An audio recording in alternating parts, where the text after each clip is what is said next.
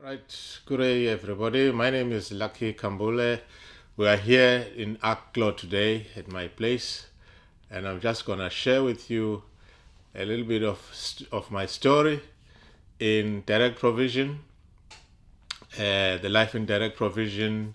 I'm gonna share with you the formation of our group and what it stands for, and finally, I'm gonna share with you the right to work or the obstacles or the problem that it still has, and what is the ideal kind of an outcome that we want to see as we continue with our campaign for this right to work.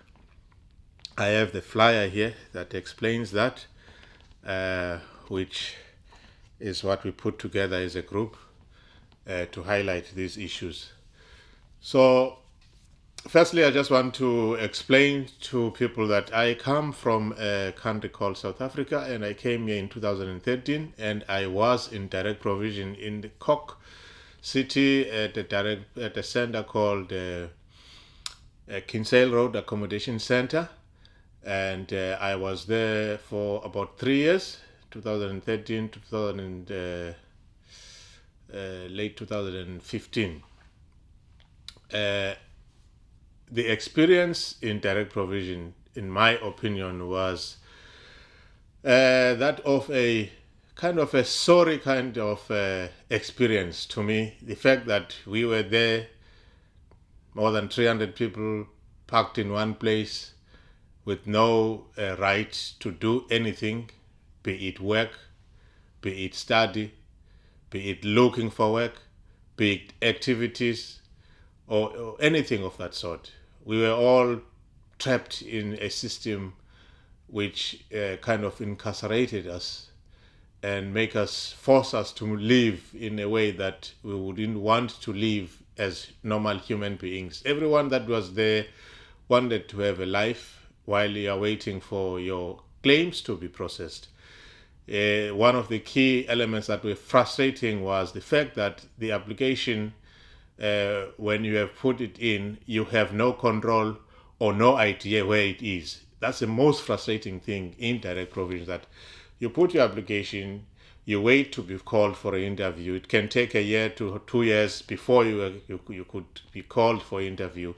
And after being called for interview, in my case, for instance, I waited for another 18 months before I could get a result on my first instance interview. And my first instance interview, which came with a negative, which I appealed. It took another year or a couple of months for the acknowledgement of the appeal. And then I was called for the tribunal, and I waited for 1 year and 6 months for the results of that tribunal, which was then positive. In the meantime, you wait in the centers and you do nothing. And then you endure the mistreatment or the way that you are inhumanly treated by the people that are supposed to protect you. That is one thing that frustrated me when I was there, and I could see the frustrations of the people that were there for even more than 10 years before me. And some of them were already conquered by the system, so to speak. So they were content to what was happening. They didn't see anything wrong with that. But a few of us realized that this cannot go on like this, and we started organizing ourselves to address the issues that we saw happening, the way that people were being treated. So in us organizing ourselves like that, and we ended up having a strike and a lockout that lasted for 10 days there, and to address these issues that we were concerned about as residents. One of them was the overcrowding in the rooms, and one of them was the fact that the little ones didn't have transport to go to school. It's a busy airport road that besides our center, all the little ones used to go across that road to go to the main road to wait for the bus, whether it's raining or snowing or anything. We felt sorry for that, and we felt that there is something that could have been happening. And one of the demands was that let there be a bus that picks up the kids from the center to the school and back, and many others concerns by the residents. So in summarizing that, we had a very successful negotiations during that time in our terms, whereby we negotiated our way through, and successfully so. And one of the demands was the fact that the person that was in charge at that time in that center be removed, because we saw as residents as being a stumbling block, as a bully as he was, that nothing could happen there with him being there. And we felt that he would be able to victimize people one by one. And one of the things that he was there for 15 years, he must not come. So we succeeded in making sure that happens. And when we came back, things were normal. Staff treated us with better respect now, and realized that we are human beings. All we wanted was to be respected and be treated as human beings as we wait, not through a fault of our own, for the applications to be processed.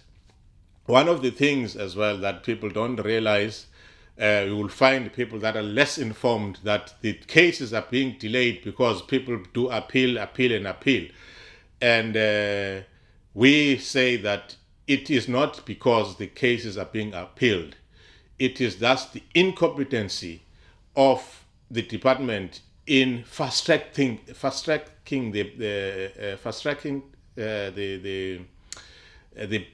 applications, from the time a person lodges an application up to the time that the person goes to the interview and get the response. Their capacity is not enough. Even when they introduced what they called the single application procedure, which we saw as two problems with the single application procedure. One of them was that the applications, as they said at that time, and why we opposed that system, was the fact that they thought that it's gonna fast track these processes by cutting down on these stages of the applications. But we felt that if they said that they would deal with the applications within 9 months of an application being received, it would mean that it's putting the applicant's ability to have a successful application for a permission to remain, chances being slim, because the person who didn't have, done anything in Ireland within the first 6 months, for them to be able to have a claim on the actual permission to remain. So the fast tracking would mean that people would be deported easier and quicker. And we know that there is a gap in terms of the proper assessment of the first instance applications, because of the lack of the actual involvement in terms of the legal assistance, which is a key to these applications. That is why when it comes to the actual second stage, which is the appeals tribunal stage, there is a more success on the cases that would have been rejected at the first instance, which then get accepted at appeal stage. So it's because of the fact that at appeal stage there is legal guidance, there is legal arguments that are put there in front of the judge, and it's what needs to be fast tracked at the first instance application. So if that stage is reversed in such a way that first time you save time by actually giving proper legal assessment of the case at the first instance. So that's why the single application procedure, in our view, was not an ideal kind of address to the delays of these applications. We then formed, coming back from the experience, what I talked about in Cork, we formed a group of us as asylum seekers throughout the country. We mobilized and we went to many centers to mobilize people in order for them to be able to start talking, to start organizing themselves, and introduced a group which we formed, which is called the Movement of Asylum Seekers, which is this group here, which is called M.A.S.I. And all what we stand for as M.A.S.I is still the dignity of asylum seekers, because that's one thing that is being taken away from you as an asylum seeker. You are degraded, and your life is just stripped away from you. So that dignity is what we want, by organizing ourselves to restore that dignity. And we want to be recognized as people that can be able to contribute in society by being allowed to work. So that dignity is what we stand for. That let that dignity be realized and restored. And it's the freedom. We feel that the freedom is taken away from us once we have declared ourselves as asylum seekers. Your freedom is taken away from you. Everything is stripped away from you. In recent times, they even take everything that a person would have, their personal belongings, for no particular reason. I see no reason why people's bank cards from the country they come from must be confiscated by the IPO now. I see no reason why a license that a person would have held from their country being taken away from them, because all they have to do is to identify the identity of the individual that is an applicant. So yes, they do take the passport. Well, you can understand the passport side of it, because a person is now no longer allowed to leave the country once they have declared themselves. Okay? For that sake, you would understand, okay, you keep your passport so that we make sure that you don't go anywhere. Okay? Unless you surrender your claim. But there is no reason why the other identity, like birth certificates and marriage certificates, be withheld by them. They don't even take the copies. So that is what takes that freedom away from us, from being unable to now identify yourself properly within society on many things that people need to do, like opening banking accounts, or identifying or registering in schools and all that. You need those kind of identifications. But it becomes as freedom stripped away from the people. And then these centers are placed in the places of no-go areas. Sometimes there's no services, there's no buses, and you're just trapped in that. People always fail to understand that it is like prison. They say people are free to go anywhere there, but there is curfew in terms of you need to be at that center every day. If you're not at the center every day, it is an offense to them. They can take your bed. So that is why there's no freedom when you cannot be able to do things on your own. Like, for instance, when I talk about freedom, I talk about when you can have your place of your own. You choose when you go to the kitchen, make a cup of tea at any time, go anywhere with nobody asking you any questions. That is the freedom we're talking about. And also the justice. Justice is what we need. A justice delayed is a justice denied. People are denied their justice by being trapped in these situations for more than 3 years, 5 years, 10 years in some instances. We're fighting for that. Let the justice be realized. Yes, people are asylum seekers. Yes, people came here for protection. It is an obligation of the state to make sure that people are protected. It is an obligation of the state to make sure that they evaluate and see the genuinity of those cases, being an asylum or refugee. Okay? But if you do that at a lengthy time, you're denying the justice to people. So it's important that the applications or the ability of the department to go through these applications currently after the inception of the so-called single application, which they said when they are implementing it, it's going to take 9 months. And the Brian, who is the head in the Justice Department, he says when he speaks about the length of time which has been reduced, he doesn't see anyone spending more than a year in direct provision. That's what he said. He doesn't see anyone spending more than a year in direct. Now, what I can say to you, the delays average on the first person being called for interview is actually 20 months. There are people that have been here for more than, say, 18 months, some 2 years, that have not been called for the first interview. You tell me, who do you attribute that delay to?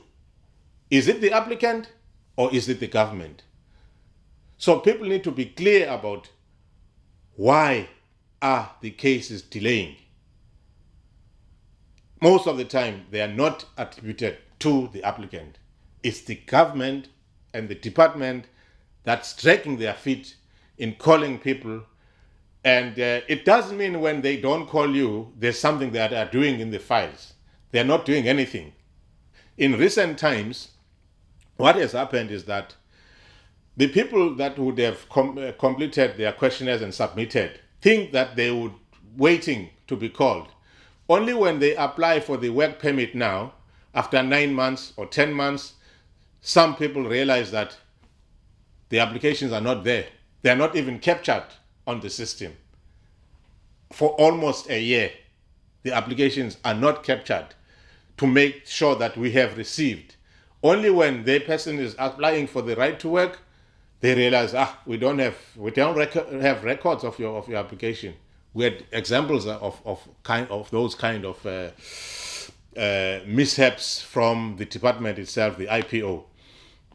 And then finally, I'm going to talk about the actual right to work and possible the alternatives to direct provision. The right to work is a campaign that we started some time back, and it ran concurrently with a case that was in High Court, and then to Supreme Court of an asylum seeker that took the government to court to say that he was deprived of the right to work, and that right was unconstitutional, or that denial of the right to work was unconstitutional. Indeed, the case went on and on and on for a couple of years until 2017. Is it 2017? Yeah, I think, in 2017, it was at a Supreme Court where about 7 judges presided on that case, and they made a ruling to say that the total ban of asylum seekers not to work in Ireland was unconstitutional. Okay, and then they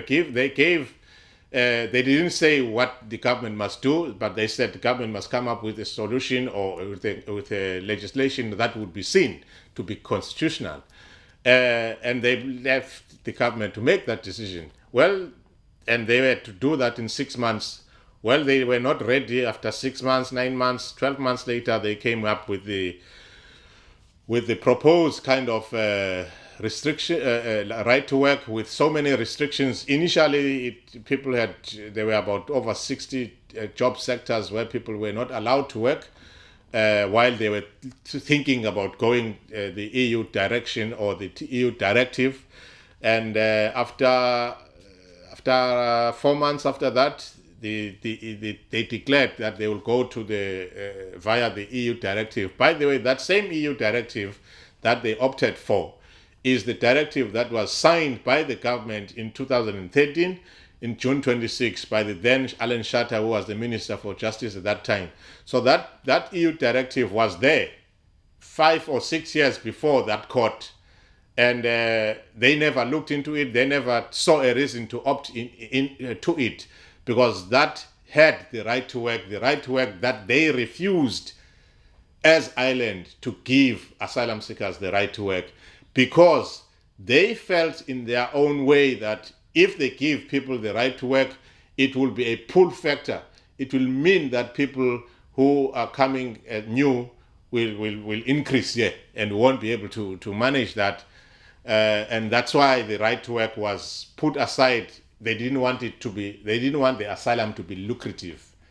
Hence, they made sure that they defended it up to the end. And there was also, and then they opted to that, and there was an announcement. I think it was kind of maybe I might say June last year, whereby then they said they gave a go ahead for people to be able to work, provided they have been 9 months in the state, okay, and the permit will last for 6 months, renewable, provided you don't have a negative response on your first instance. So basically, that's what is wrong. That is what is wrong with this right to work, because that 9 months is a lot of time where a person can't even access education at that time, can't even do anything, of which we believe that if people are given the right to work early, as a person applies for the asylum, and then a person is given a card to say that you are allowed to go and look for work. Okay, but if you find work, come back to us, we register, and so that you can pay tax and all that.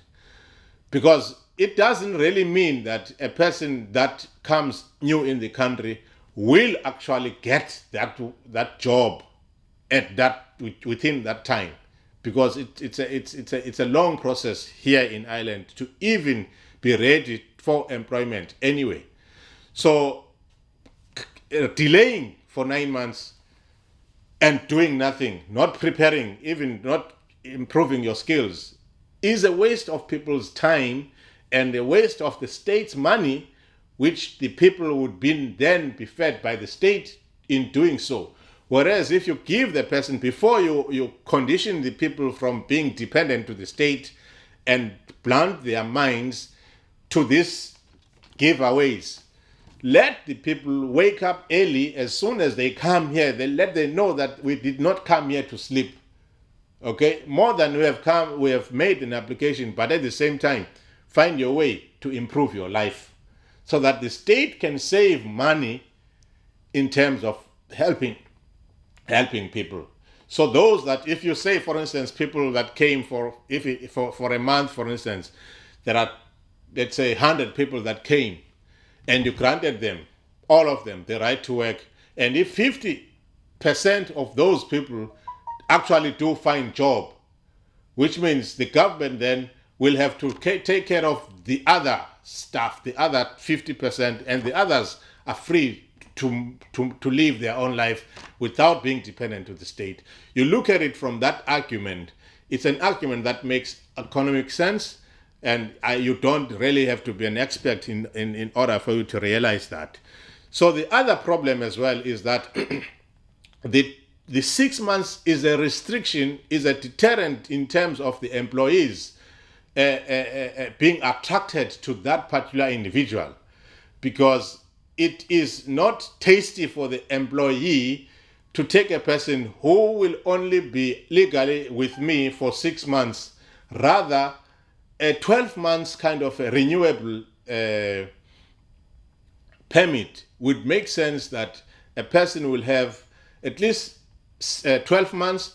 You know that this first 6 months could be training and probation, and then thereafter the person can be able to be productive in that particular company. So it's now attracting the employers to look for to take from the asylum community. So that is what is wrong with the 6 months. Okay, I don't know where did they come up with the 6 months, and to me, it makes it very, very hard for people to get to real jobs. That is because there are a lot of over 1,000 of these work permits that they have issued now, but maybe half of the people are working, half are not working. But the important thing is that the people need to be able to penetrate the other markets or the other job sectors for in relation to their skills, like the IT, care. Currently, it's all hospitality. It's all hospitality and farming where people are employed. Okay, so not everybody is enthused by being a farmer or by being a porter or anything like that. But there are people who've got their own skills already and qualifications. Let the people get the jobs related to their qualifications. And that is why I'm saying the first 9 months is a waste of skills, of which a person would have been retrained in line with her skills, in line with his skills in terms of the progress and the employability that would be employed on the field that you are used to. Because now people end up going to gumboots jobs when they were maybe bankers or whatever, wherever they come from. So that's the problem with the right to work. And it looks like also the fact that the people that are longer or older in the system who have been refused the first instance but appealed don't get the right to work.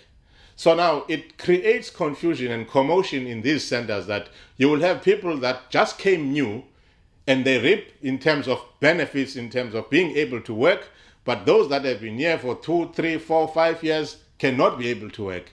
And you are sitting in one room, cramped. The other one wakes up and go to work. The other one doesn't have no reason to wake up.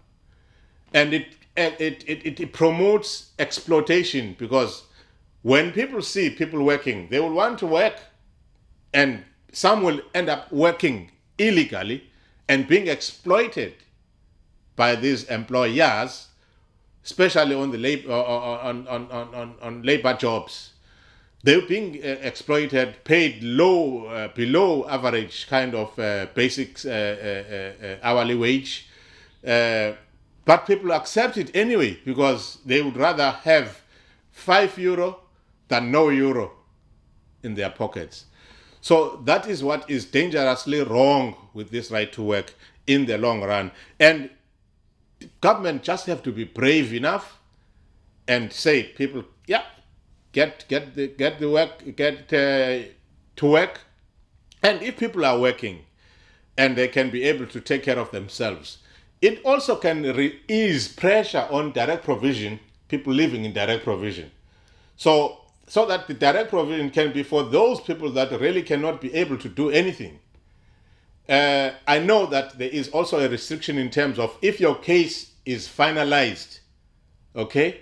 If your case is finalized while you have the right to work, the right to work is taken away from you and you have to return that permit. So that then means you are stuck, okay? And if you are not, you're not going to be deported, you're not going to be deportable. So which means you are back in terms of depending on the state. So when the right of work is given, let the right of work be given until the person gets approved of his application. Because there's no need to strip a person of the right to work if the person is still in the state. It must continue. As long as the person is still in the state, it needs to continue so that that person can be able to take care of himself. And also when the person goes and has worked and has paid taxes, it's an argument on the permission to remain on humanitarian grounds. It strengthens that. So, yeah, basically that's all. That's my take today. I know I can say more, but I think I've said enough already. I'll leave this argument for another day. All I can just say to people, support asylum seekers in your area. Look for asylum seekers in your area. Support them and treat them as human beings, and offer them and work with them. Not really just offer help. just use this term. What can we do together to better your life while you are in Ireland? Let's have that attitude of acceptance. Let's have that attitude of saying that you have come to my country. I am welcoming you. As an individual, that's a challenge. Say, I am welcoming you. What can we do to make your life better than what it was before as you are in Ireland? Mind you, millions and millions of Irish citizens that are trapped in other countries that want the same treatment. We know every year, the Taoiseach goes to USA to make a case on behalf of the Irish people that are not documented in USA. Everywhere else, South Africa, there are loads of Irish people that are there, being welcomed. And we want to say to the local Irish people, extend that welcome, because there's a relative of yours that is out there that you would want the same treatment to be given to that individual.